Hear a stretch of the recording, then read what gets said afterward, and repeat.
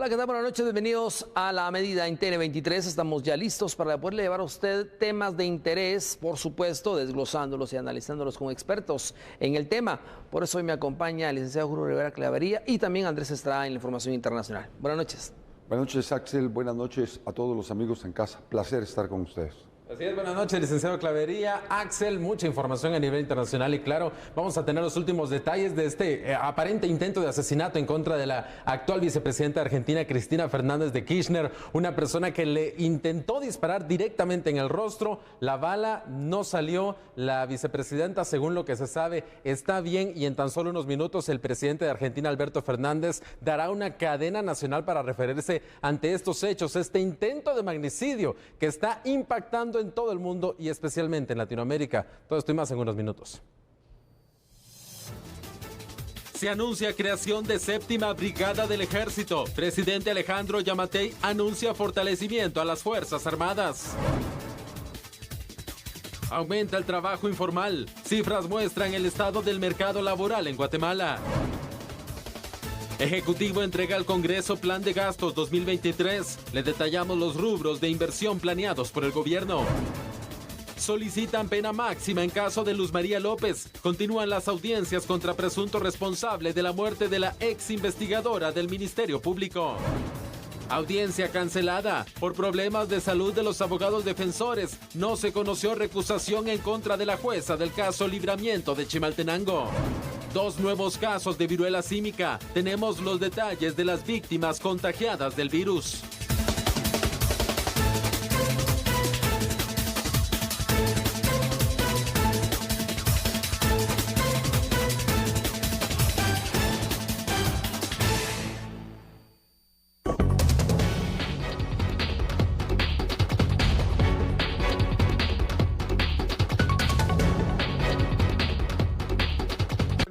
Que gallardos portan el uniforme azul y grana se convierten en responsables de mantener dichos valores como norte de sus acciones, siempre en beneficio de Guatemala y de sus ciudadanos. Tengan todos ustedes un feliz aniversario, cadetes de ayer, de hoy y de siempre. Sigan siendo soldados firmes y leales a su nación. Cuando asumí el cargo de presidente, recibí este batón, que significa ser el comandante general del ejército, y he tratado de cumplir con mi obligación, fortaleciendo al ejército de Guatemala en sus 3 fuerzas. Durante la conmemoración del 149 aniversario de la Escuela Politécnica, el presidente Alejandro Yamatei manifestó que como comandante general del ejército, su obligación es fortalecer al ejército de Guatemala. En las próximas semanas entrará en vigor el acuerdo para la creación de la séptima brigada ubicada en Baja Verapaz, que contempla la ampliación de más de 6,000 fuerzas mientras esté él en administración. Y no desmayaremos hasta seguir consiguiendo el fortalecimiento del ejército, tal y como lo será en las próximas semanas, la puesta en vigor del acuerdo que le da vida a la creación de la séptima brigada, la cual estará ubicada en Baja Verapaz, la que contempla también la ampliación de más de 6,000 elementos en las fuerzas militares. También mencionó que estos nuevos reclutas tendrán seguro médico y serán acreedores de la bolsa del soldado, para que no tengan que pagar nada, afirmando que esto es un regalo para los nuevos elementos. Según las palabras del mandatario, el Ejército Nacional es la 5ª Fuerza Armada que más contribuye con las fuerzas de paz y misiones de las Naciones Unidas. Bueno, iniciemos hablando de este tema, la séptima brigada del Ejército de Guatemala. Hablemos de lo que ha informado el presidente de la República, anunciando la creación de la séptima brigada del Ejército de Guatemala, y esta se instalará o estará instalada en Baja Verapaz. Es decir, el mandatario viene a fortalecer específicamente las Fuerzas Armadas. Este anuncio lo hace hoy precisamente. Licenciado Clavería, hablamos de este anuncio, de la ampliación de 6,000 elementos castrenses. El gobierno asegura que el Ejército Nacional es el 5º que más contribuye a las misiones de paz de la ONU. Vea, yo creo que lo más importante acá primero es hacer una pequeña recapitulación histórica, porque efectivamente con la firma de la paz se cancelan muchísimas bases militares y muchos comandos. Y esto deja abiertas rutas del narcotráfico que vienen desde Petén, pasan por Izabal, o vienen Petén, vienen a Alta Verapaz, bajan para Quiché, salen para Huehuetenango y van para afuera. Y lo mismo sucede con Baja Verapaz, en la que entran por Baja Verapaz y llegan hasta la frontera con México. Por eso es que es tan importante que efectivamente se plantee la importancia de rehacer las brigadas del ejército, pero desde luego partiendo de una base estratégica. Y haberla planteado en Baja Verapaz es vital, porque pueden movilizarse fácilmente para Alta Verapaz, pueden movilizarse fácilmente para el Quiché, o pueden fácilmente movilizarse para Zacapa, Chiquimula o para cualquier otro lugar. Por lo tanto, qué bueno que este tipo de hechos se estén realizando, porque lo estamos necesitando y lo vamos a necesitar más si no entendemos que tenemos que reforzar y replantear el ejército en la lucha contra la narcoactividad en el país. Definitivamente este es un punto estratégico para poder frenar y contrarrestar, ¿no? Sí. El crimen organizado y también narcotráfico. Pero, ¿qué le parece si miramos unos detalles para seguir hablando y abonando a este tema, que definitivamente es de mucho interés? El anuncio fue hecho por el presidente Alejandro Yamatei, crear la 7ª Brigada del Ejército de Guatemala. Según el mandatario, esta es una de las acciones de fortalecimiento al ejército. Se publicará el acuerdo de creación y se instalará en el departamento de Baja Verapaz. Otro punto específico. Además, el mandatario contempla ampliar en más de 6,000 elementos las fuerzas militares. También afirmó que se contará con el equipamiento personal y seguro médico. Eso es un beneficio muy importante. Además, la bolsa del soldado, que según el presidente es un regalo para los soldados que ingresan al ejército a prestar el servicio militar, a defender a su patria. También afirmó que se tiene previsto seguir fortaleciendo al Instituto de Previsión Militar para apoyar a los soldados en situación de retiro. A ver, analicemos primero la 7ª Brigada. Esa estrategia y los 6,000 elementos más, licenciado Clavería, que vienen a fortalecer esto, ¿no? Tantos estados de sitio que se han realizado, se ha contrarrestado, crimen organizado se ha contrarrestado, narcotráfico se ha logrado retomar el control y devolver la paz a muchos guatemaltecos, cuando el crimen organizado se aprovecha y pone de rodillas a la población. Porque hay grandes vacíos de poder, bolsones tan grandes en los departamentos más grandes del país y especialmente los fronterizos y otros como Alta Verapaz, Izabal, Petén. Es muy complicado si no se tiene la suficiente capacidad humana en el ejército para poderlos enfrentar. No basta solo con crear la 7ª Brigada. Aquí es importante entender que hay que comprar tecnología, si no de punta, por lo menos tecnología de última generación en drones, en micrófonos, en todo lo que se necesita para poder combatir la narcoactividad. Porque ellos sí tienen todos estos equipos con los cuales operan en las fronteras y en algunos de los departamentos de Guatemala. Aquí es donde juegan un papel importante los norteamericanos, porque al final son ellos los que reciben la carga de toda la droga que pasa por Guatemala. Me refiero exclusivamente a la cocaína. Por lo tanto, el consumo allá se incrementa o se mantiene, pero las cargas no van a detenerse si no se cuenta con estos equipos. Y la única forma es que ellos también entiendan que hay que apoyar, hay que abonar y que hay que capacitar a los miembros del ejército y la policía. Ahora bien, el número de combatientes, el número precisamente de soldados, el número de elementos castrenses, se va a aumentar. Estamos hablando de 6,000 elementos más, y esto definitivamente viene a complementar esos espacios que usted indicaba, los puntos fronterizos, que son tan vulnerables. Pues mire, yo creo que efectivamente en la medida que logremos que esto pueda ir mejorando, haciendo una estrategia clara de dónde se necesita más personal militar, equipándolos y dándoles todo el apoyo en logística y en tecnología, creo que el resultado puede ser 1000 veces mejor. Estoy convencido de eso, Axel, que es vital fortalecerlos. Le voy a explicar a los guatemaltecos por qué. porque los guatemaltecos normalmente se dejan guiar por lo que las redes dicen, y dicen es que al ejército no hay que darle ni un centavo, porque el ejército solo reprime al pueblo, que no sé qué. Falso, falso. Le voy a poner un solo ejemplo. ¿Cómo vamos a patrullar las montañas si la policía no está diseñada para patrullar montañas? ¿Cómo? ¿Cómo vamos a poder estar operando en mar o en el espacio aéreo si necesitamos pilotos, si necesitamos marinos que puedan hacer ese trabajo con mayor solvencia? Es decir, el ejército está preparado para ese trabajo y eso es parte de lo que tenemos que entender. Por eso es que los guatemaltecos, cuando uno tiene dudas, lo más importante es revisar quién está corriendo esos rumores, quién está desinformando en las redes, porque algún tipo de interés tienen posiblemente relacionado con el crimen organizado. Definitivamente la capacidad también, ¿verdad?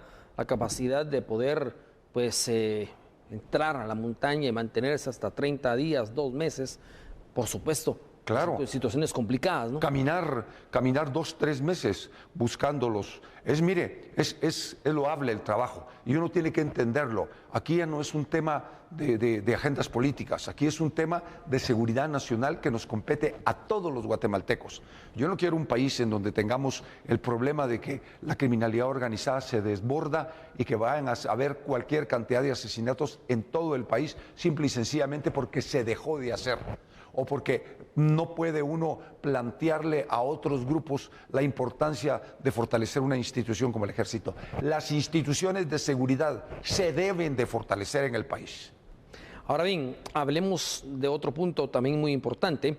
Se contará con el equipamiento personal y seguro médico, algo que pues no se contaba, y aparte de esto, la bolsa del soldado, que es como un regalo, un beneficio, ¿no? Es una motivación. Pues desde luego.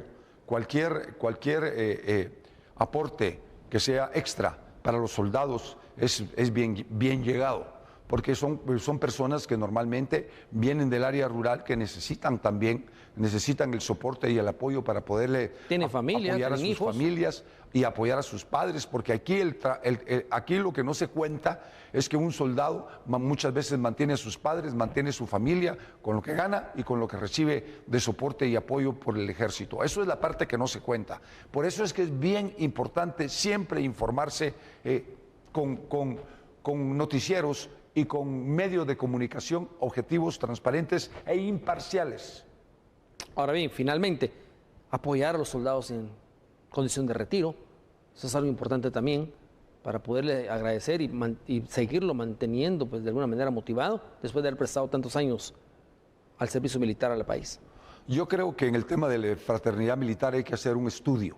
Yo sí creo que hay que hacer un estudio para determinar en qué situación está, cómo podemos mejorarla y cómo podemos hacer para que efectivamente funcione en beneficio de los oficiales retirados del ejército. Eso es vital, pero eso pasa por algo que es fundamental, la transparencia. Y creo que también hay que hacer algo que es, hoy por hoy, el mundo cambió y la fraternidad militar tiene que tener nuevas ideas, nuevos planteamientos para utilizar sus bienes de mejor manera, sentarse a hablar con todo mundo para que efectivamente cuando alquilan un bien pueda reportarle suficientes recursos a Fraternidad Militar, recursos que van a ser utilizados para los oficiales del ejército retirados. Definitivamente. Bueno, en otras noticias, rápidamente pasamos, solicitan pena máxima de 50 años de prisión en contra de Jorge Sea Mejía, presunto responsable de la muerte de la ex investigadora del Ministerio Público, Luz María López. El Ministerio Público solicitó la pena máxima de 50 años de prisión para Jorge Rafael Sea Mejía, acusado de la muerte violenta de su pareja Luz María López.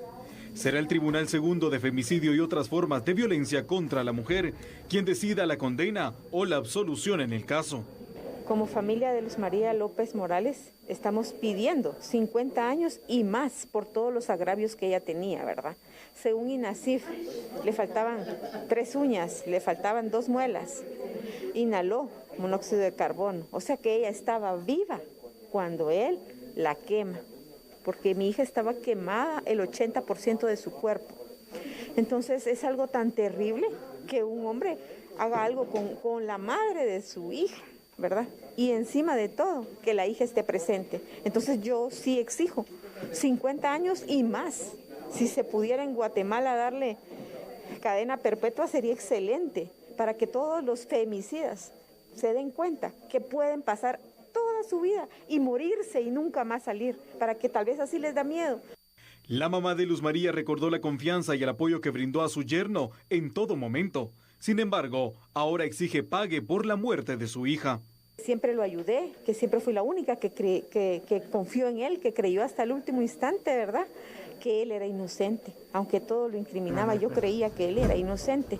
Hasta que una noche su hija me narra cómo le quitó las muelas a su mamá. Esa noche yo me hubiera querido volver loca, sabiendo que él ni siquiera tuvo piedad de dejar que la niña se durmiera, dormir a la niña y hacer todo lo que iba a hacer, ¿verdad? Entonces, hoy que veo todo esto, ¿verdad?, que ha avanzado, me doy cuenta que sí me trataba solo de vieja hija de la gran cada rato. Entonces pienso que no fue lo correcto. Fui yo quien le compraba ropa interior, lo vestía, lo trataba como un hijo, ¿verdad?, cosa que no se merece. Y pues me termino de dar cuenta y lo que falta, ¿verdad?, en el juicio.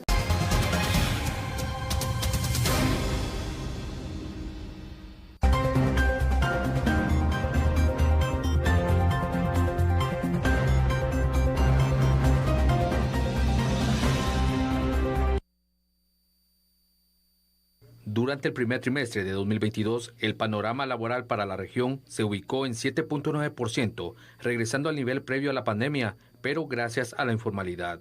1 de cada 2 personas ocupadas está en la informalidad, pero esto se agrava debido al conflicto entre Ucrania y Rusia.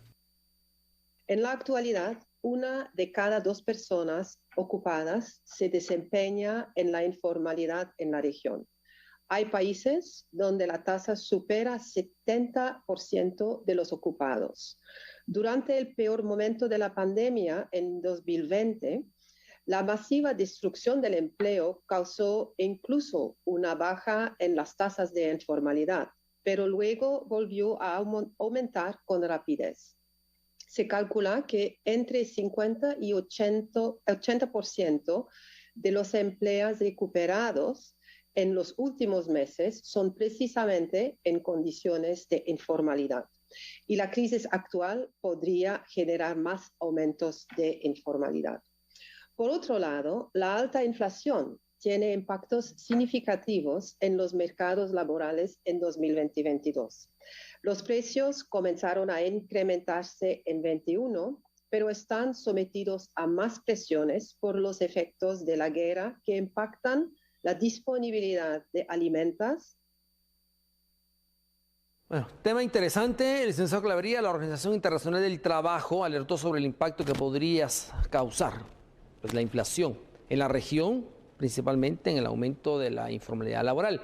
De hecho, licenciado Clavería, durante los primeros 2 años de pandemia, la economía informal creció porque el desempleo aumentó. Situaciones complicadas del confinamiento, semiconfinamiento, situaciones de restricciones y esto y lo otro, pues hicieron quebrar muchos negocios, ¿no? Emprendedores, pequeños, medianos emprendedores. Ahora la informalidad pues gana terreno y podría subir el número de la informalidad por la inflación que se acerca. ¿Qué dice usted? Pues vea, yo creo que el informe que da la OIT es importante, pero al final todos sabíamos que esto iba a pasar, porque efectivamente la pandemia, primero, disminuyó los salarios. Segundo, en algunos momentos hizo que se perdieran muchísimos salarios y puestos de trabajo. Tercero, que quebraran micro, pequeñas y medianas empresas a nivel nacional con cualquier cantidad de personas despedidas sin trabajo. Por lo tanto, esas personas, todas esas personas que no sabemos cuánto es el número en Guatemala que afectó a la pandemia, se fueron a la informalidad porque tienen que comer, claro, tienen que buscar alternativas para comer. Pero a eso súmele algo que ya viene arrastrándose desde hace muchos años, que es, por ejemplo, en los jóvenes. Se gradúan anualmente 200,000 jóvenes en Guatemala. De los 200,000 jóvenes, solo el 10% de los jóvenes consiguen un trabajo formal. El restante 80% tienen que irse a la informalidad, a la criminalidad organizada o la migración irregular. Por lo tanto, el problema lo veíamos venir. Lo que pasa es que no se atajó en la medida que había que hacerlo. Y en ese sentido, creo que el esfuerzo tiene que hacerse hoy de una manera diferente, si queremos realmente por lo menos paliar la problemática que se nos viene más adelante por la inflación que se está generando en el mundo. Claro. Y que está directamente relacionado, qué bueno que fuera solo con la guerra de Rusia-Ucrania, sino que también con los déficits que está teniendo Estados Unidos y con la problemática que ellos tienen también de desempleo y de falta de consumo en su país. Bueno, el trabajo informal no solo afectará, pues, de alguna manera lo formal, sino que también estará afectando seriamente a personas en el sentido de la acción. ¿Cómo lo ven los expertos en economía, licenciado Clavería? Porque estamos hablando acá de la necesidad versus la demanda, ¿no?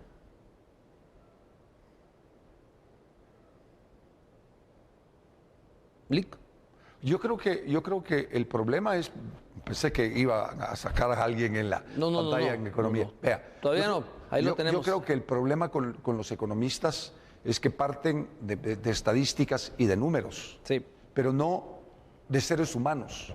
Aquí la preocupación no son seres humanos, son números y son cifras. Por lo tanto, yo en parte comparto en algunas ocasiones su criterio, en otros no. Yo creo que el trabajo hay que replantearlo de una manera distinta, en la que efectivamente participen economistas, pero también laboralistas, sociólogos, empresarios sobre todo, porque efectivamente al final, nos guste o no nos guste, son los empresarios el motor del desarrollo de cualquier país. Definitivamente. Y es que esto hay que sumarle antes de pasar a las tablitas. Ahora sí, vamos a pasar. Ahora sí vamos a las tablitas. Ahora sí, solo permítanme un momento. En el sentido del seguro social y la pensión, licenciado Clavería, eso preocupa, ¿no? La informalidad no lo tiene. Claro, ellos no tienen acceso a ningún beneficio. Es que el problema es que estamos generando al final mucha pobreza. Sí. Lo que tenemos que buscar son alternativas distintas. El seguro social vale la pena. El seguro social es una propuesta histórica que hay que mantener, que hay que fortalecer y que hay que agrandar en el país. Pero también hay que controlarlo y supervisarlo porque tiene graves falencias de corrupción y hay que decirlo. Lo que pasa es que todos se tapan con la misma chamarra y creo que hay que hacer un esfuerzo para que todo esto pueda salir a luz, pero el seguro social hay que fortalecerlo, nunca privatizarlo. Yo estoy totalmente en desacuerdo con una privatización del seguro social. Me parece que sería la injusticia más grande que se cometería en contra de los trabajadores del país. Veamos algunos detalles, ahora sí, las tablitas, producción, lo vamos a observar en este momento detalladamente. La Organización Internacional del Trabajo, la OIT, pues alerta de este impacto. Una encuesta nacional del empleo e ingresos 2021, principalmente tasas del mercado laboral, indica lo siguiente: la población de 15 años o más. La tasa global de participación es del 63%. La tasa bruta de ocupación es del 61.6%. La tasa específica de ocupación, 97.8%. La tasa de desempleo abierto, 2.2%. La tasa de subempleo visible, el 8.1%. Pero bueno, datos estadísticos, ¿sí? Estadísticos. Veamos ahora esto. Este es el siguiente punto al que quiero llegar. Observemos. La ENI 2021 refleja que los hombres tienen una tasa global de participación del 85.6%. Mientras que el indicador alcanzó el 43.3% para el caso de las mujeres. Aumentado. Respecto a la tasa bruta de ocupación, el indicador se establece en el 42.0% para las mujeres. Sin embargo, en el caso de los hombres, la tasa se ubicó en el 84%. La tasa de desempleo abierto se situó en el 1.8% para el caso de los hombres, mientras que el indicador en el caso de las mujeres quedó en el 2.9%. Para el caso de la medición del subempleo visible, la tasa fue del 8.1% para el caso de las mujeres y el 8% para los hombres. Ahí estamos parejos. Esto es lo que realmente preocupa, que va en crecimiento. Claro. Y que aparte de pandemia, situaciones de la economía, el costo de los combustibles, canasta básica y todo esto, pues también el estrés, la preocupación, la salud, la pandemia, el COVID, las cepas, Omicron y muchas más que vendrán y otras nuevas alertas, ¿no? Pero vea, Axel, qué interesante todo lo que usted planteó. Pero al final cuando uno ve, son indicadores. ¿Sí? Pero los guatemaltecos, la gente común y corriente no va a entender nunca eso. No lo va a ver. Cuesta entenderlo uno, no digamos la gente que nos está viendo ahorita en la televisión. Por lo tanto, en lo que yo creo que hay que concluir es que en la informalidad va ganando espacios a pasos agigantados y no hay una política de Estado que la pueda frenar o contener. Y aquí lo que hay que hacer es frenar y contener la informalidad para que la gente tenga acceso a beneficios como el seguro social. Que le guste o no le guste a la gente, a alguna gente, a alguna, porque no a todas. No a todas. El seguro social es una bendición de Dios para muchos guatemaltecos. Definitivamente, y es que lo vimos en la pandemia, ¿no? La medicina, la atención, la hospitalización, pues los guatemaltecos se ahorraron ese dinero que en otros tiempos hubiera sido muy caro, pero lo importante es tener un seguro médico, un seguro social que contribuya con esto. Ahora bien, la pregunta del millón, licenciado Clavería, en relación a esto que ha planteado la OIT y que podría incrementarse más en los próximos meses y que Guatemala está ubicado ya en esa lista, en esa estadística. Por ejemplo, si una persona viene trabajando en lo informal durante 5 años, tiene un compromiso de una deuda, una hipoteca de casa, pero de repente se termina el trabajo informal, no tiene tiempo, ¿sí? No tiene indemnización, se queda con la deuda, puede perder la vivienda, tiene hijos, las responsabilidades, las cuentas por pagar que llegan todos los meses, ¿cómo le va a hacer? No, la realidad es que pierde todo en un segundo.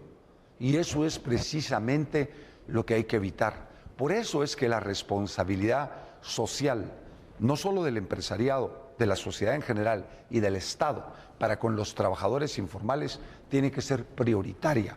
Los trabajadores informales no tienen ningún beneficio, absolutamente ningún beneficio. Van a la calle y con lo que venden en el día comen ellos y su familia. Al otro día vuelven a salir a la calle para ver si logra comer ellos y su familia. Y entonces ningún país se puede desarrollar así y ningún país va a generar condiciones de trabajo y oportunidades para un pueblo que no tiene ni la más mínima posibilidad de conseguir un trabajo formal. Exacto. Así que bueno, ese es el tema, muy interesante, muy amplio, licenciado Clavería. En otra oportunidad seguiremos pues hablando de este tema, pero sí, la alerta está, la OIT ha puesto la alerta. La inflación podría de alguna manera pues acrecentar esta situación de la economía informal y las esperanzas de una estabilidad económica estaría en juego. En otras noticias, por quebrantos de salud, los abogados defensores del exministro José Luis Benito pues cancelaron conocer una recusación en contra de la jueza del caso Libramiento de Chimaltenango. A finales de enero de este año, la titular del juzgado de mayor riesgo C, Silvia de León, resolvió que José Luis Benito Ruiz quedara en prisión preventiva y bajo una investigación por fraude en el caso penal Libramiento de Chimaltenango. La Fiscalía contra la Corrupción del Ministerio Público señaló que el exfuncionario podría estar involucrado en anomalías detectadas en la autorización y entrega del contrato para la construcción del proyecto carretero. Respecto a esa construcción, Benito Ruiz se refirió previo a ingresar a una audiencia ante los magistrados de la Sala Segunda de la Corte de Apelaciones para casos de mayor riesgo.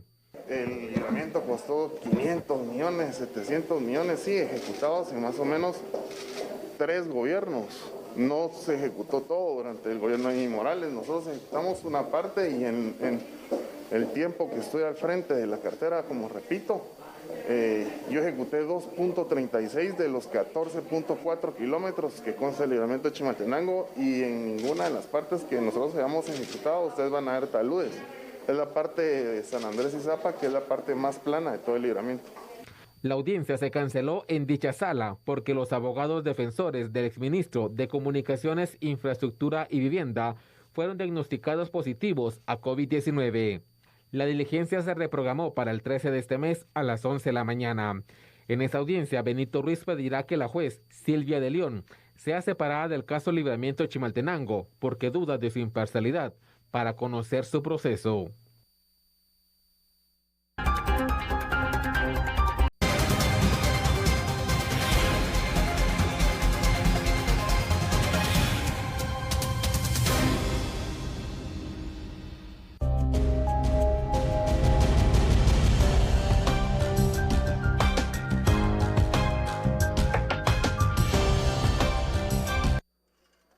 El ministro de Finanzas, Álvaro González Richie, entregó el proyecto de presupuesto de ingresos y egresos del Estado. El documento fue entregado a la Junta Directiva del Congreso. El diputado Efraín Menéndez, presidente en funciones del Legislativo, brindó detalles.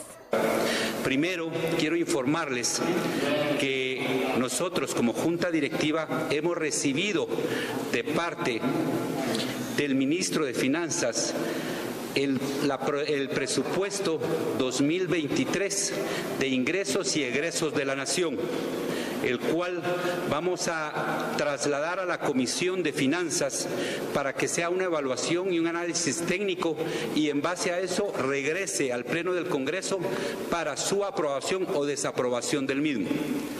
Quiero exteriorizar y decir el compromiso de cada uno de los legisladores en ser observantes y no solo fiscalizadores, sino que proyectarnos en base a la responsabilidad y al bien de los guatemaltecos. Álvaro González Richie detalló pormenores del proyecto presentado. Bueno, son 112.718.20 el presupuesto que teníamos en el 2022 y lo que hemos venido anunciando es que el presupuesto iba a ser más bajo. O sea, estamos teniendo un presupuesto con menos deuda y un presupuesto con un techo más bajo, por lo cual no hay mucho sentido en que no se apruebe. El presupuesto que se presentó hoy es de 112.294.80.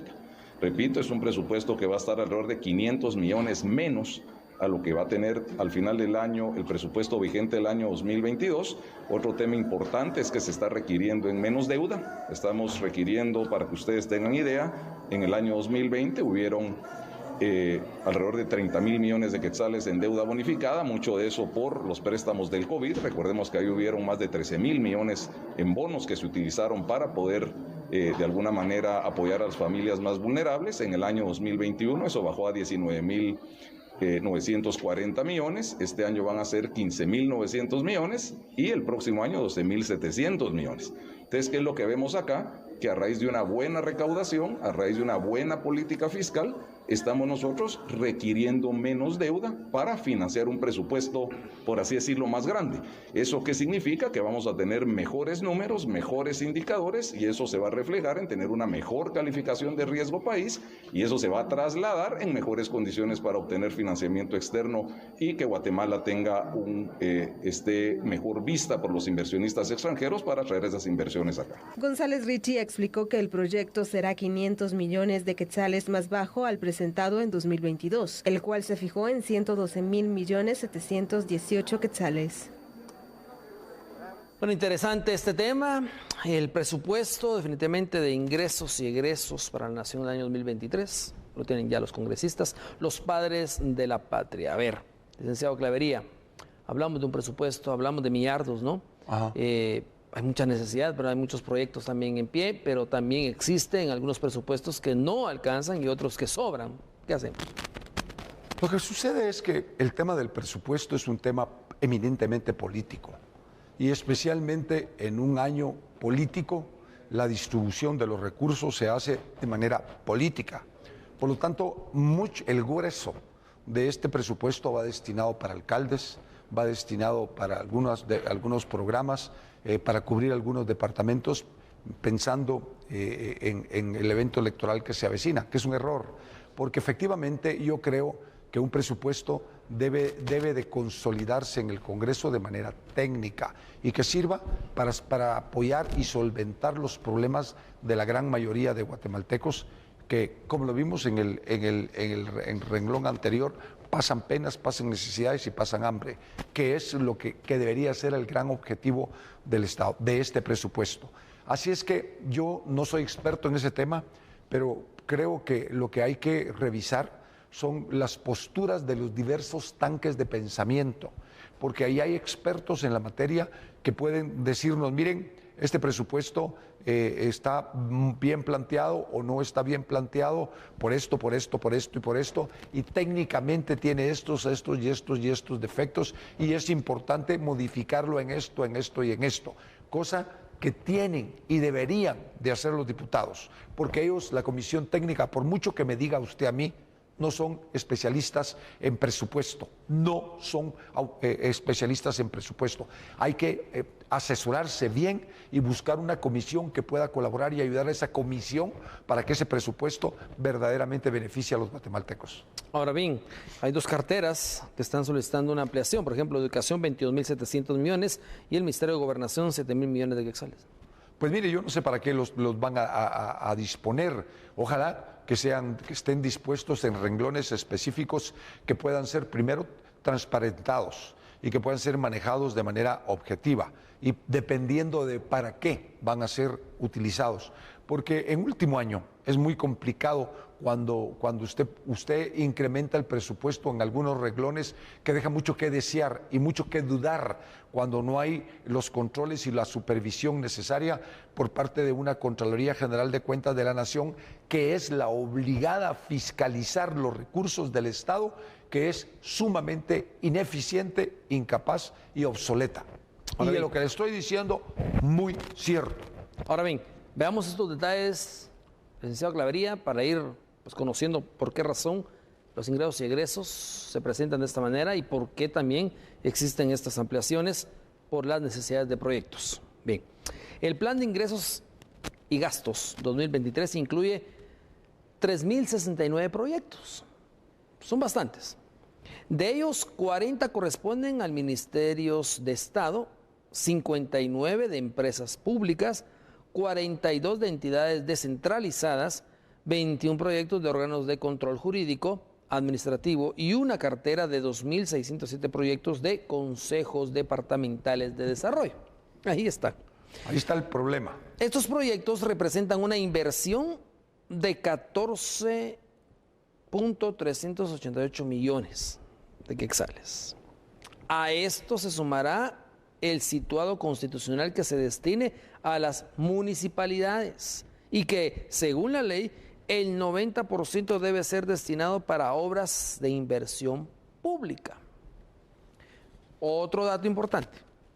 Ya hablamos de proyectos, ya hablamos de consejos, ya hablamos de municipalidades y todo esto. En comparación con el año 2021, el PIB para el 2023 registraba un incremento de 597 proyectos, lo que equivale a un 20% más de inversión física. Otro logro de esta planificación es que el 97% de obras son nuevas, mientras que las obras de arrastre suman solamente a 104. Eso es bueno también, porque en anteriores gobiernos se venían arrastrando muchos proyectos, ¿no? Acá es menos, 104. La cartera de proyectos está conformada en su mayoría por obras de agua, saneamiento, salud y educación, que corresponden al 64%. ¿Pero quién lo va a manejar, Axel? Los consejos de desarrollo y las municipalidades y los gobernadores departamentales. Por lo tanto, este tema es un tema político y que yo creo que hay que ser muy cuidadoso. Primero porque el pueblo de Guatemala no se deja engañar fácilmente y creo que además se está cometiendo un error. Usted no puede repartir los recursos del Estado para obras en un año electoral en cantidades tan grandes para los alcaldes y para el Consejo de Desarrollo, cuando usted sabe la manera en cómo se han manejado, porque no tenemos una Contraloría que efectivamente fiscalice. Si tuviéramos una fiscalía que efectivamente fiscalizara y que pusiera tras rejas a aquellos que se quedan con el 30, 35, 40%, otro gallo cantaría, pero la realidad no es esa. La realidad es que, a mí me puede decir usted, que es que los alcaldes conocen las necesidades de los pueblos. Bueno, ¿y por qué no los han resuelto si han recibido el situado constitucional desde hace un montón de años? ¿O por qué no lo han resuelto los consejos de desarrollo si han recibido cualquier cantidad de dinero para los proyectos? Esa es la pregunta. Y es la que pregunta. Yo le dejo a los guatemaltecos. Déjeselas, ellos la van a contestar más adelante. Y yo le digo a usted muchas gracias, licenciado Clavería, por haber estado con nosotros. Son temas muy interesantes. Temas que seguramente volveremos a hablar en esta mesa. Licenciado, muchas gracias. Gracias, Axel. Un verdadero placer estar con usted. Gracias a todos en casa por permitirme estar en sus hogares. Bueno, y en otras noticias, autoridades del Ministerio de Salud han confirmado 2 casos más de la viruela del mono. Preocupante. Un hombre de 47 años, residente del departamento de Zacapa, y otro de 25, originario del departamento de Guatemala, se unen a la lista de personas contagiadas de la viruela del mono en el país. El paciente de Zacapa reporta haber iniciado con los síntomas el 26 de agosto, mientras que el de Guatemala informó que empezó con los síntomas 3 días después. Ahora suman 8 casos de la viruela del mono en el país. Todos los pacientes son hombres, 3 de ellos se han recuperado. En el Laboratorio Nacional de Salud se cuentan con 1.900 pruebas para la detección de la viruela símica. Sí, ha habido un poco más de demanda, pero eso es lógico, porque al haberse confirmado el primer caso, pues eso ya pone en alerta a todos los servicios clínicos, ¿verdad? Sobre todo los que atienden a pacientes a riesgo de viruela del mono. Por ende, la demanda va a aumentar, eso es así. También yo creo que ha habido mucha difusión de la información del ministerio y su capacidad para hacer las pruebas, por lo tanto todos los laboratorios están atentos y los médicos también en sus servicios. Otros 15 casos sospechosos se han descartado. La viruela del mono es una enfermedad que se puede transmitir por contacto directo con fluidos corporales, lesiones en la piel, mucosas o con material contaminado, como ropa de cama o toallas, así como superficies utilizadas por personas enfermas, recordó el Ministerio de Salud.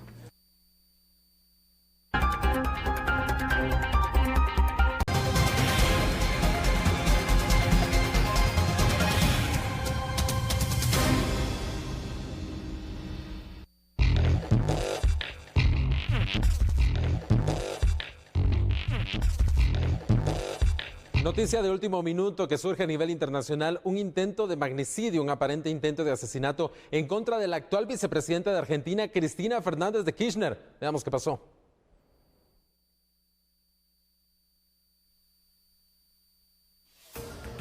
Un sujeto armado fue detenido luego de su intento frustrado de disparar en contra de la vicepresidenta de Argentina, Cristina Fernández. El hecho ocurrió en horas de la noche en el barrio Recoleta, en Buenos Aires. El hombre aprovechó una aglomeración de personas para intentar el atentado. El atacante, identificado como Fernando Sabag Montiel, de origen brasileño, logró apuntar su arma frente a la cabeza